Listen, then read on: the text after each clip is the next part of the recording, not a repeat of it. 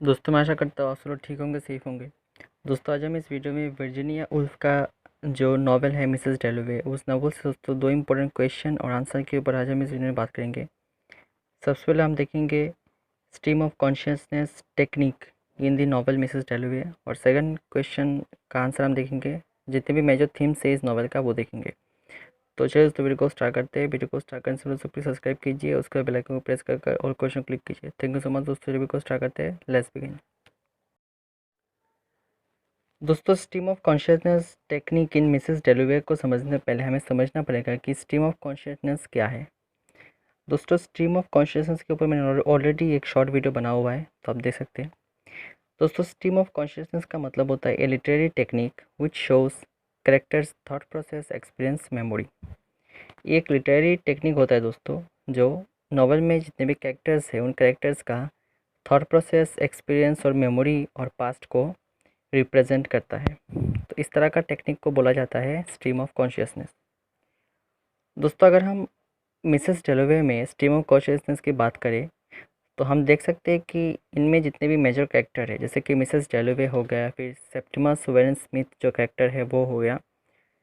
दोस्तों ये कैरेक्टर क्या है कि अपने पास्ट लाइफ में इन्वॉल्व है। थ्रू आउट द नॉवल हम देख सकते हैं कि जितने भी कैरेक्टर्स हैं उनके थॉट प्रोसेस, एक्सपीरियंस और मेमोरी को इस नॉवल में दिखाया गया है। अगर हम मिसेस डेलवे की बात करें तो मिसेस डेलवे का जो पास्ट था, उनका जो एक्सपीरियंस था, जैसे कि सैली सटन के साथ उनका सेक्सुअल रिलेशनशिप, उसके बाद उनका खुद का जो लव अफेयर, तो इस तरह का जितने भी उनका थॉट प्रोसेस, एक्सपीरियंस है, मेमोरी है, इस नॉवल में दिखाया गया है।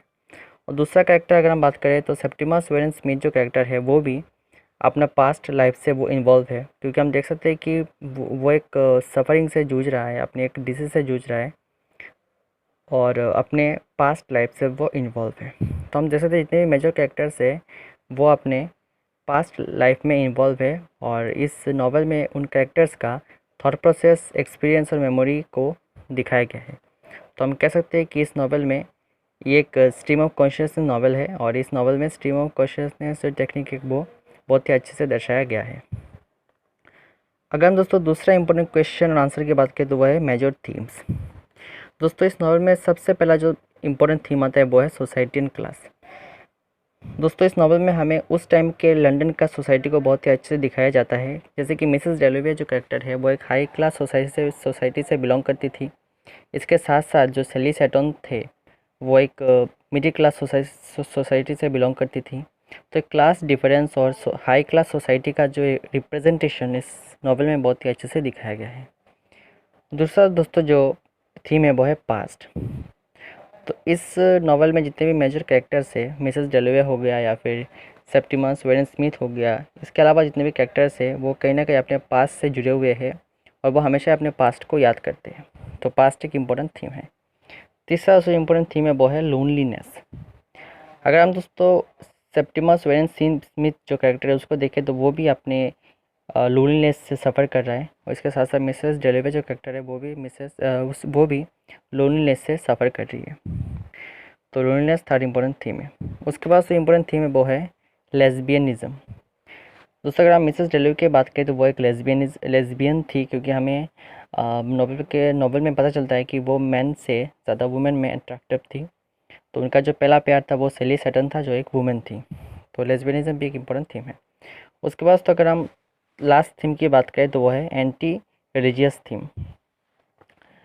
तो एंटी रिलीजियस थीम दोस्तों कैसे है, क्योंकि हम देख सकते हैं कि जो मिसेस डेलवे थी वो एक एंटी रिलीजियस पर्सन थी, क्योंकि उनके पास धर्म के प्रति, रिलीजन के प्रति कोई रेस्पेक्ट नहीं था। वो एक एंटी रिलीजियस वुमेन थी। तो इसीलिए जब वो उनके डॉटर किसी भी प्रेयर में अटेंड करती थी तो उनको बहुत ही गुस्सा आता था। तो हम देख सकते हैं कि एंटी रिलीजियस थीम भी इस नॉवल का इंपॉर्टेंट थीम है। तो थैंक यू सो मच दोस्तों, के लिए इतने। आज हमने इस वीडियो में दो इंपॉर्टेंट क्वेश्चन और आंसर के ऊपर बात किया है। तो गुड बाय, अच्छी स्वस्थ रहिए।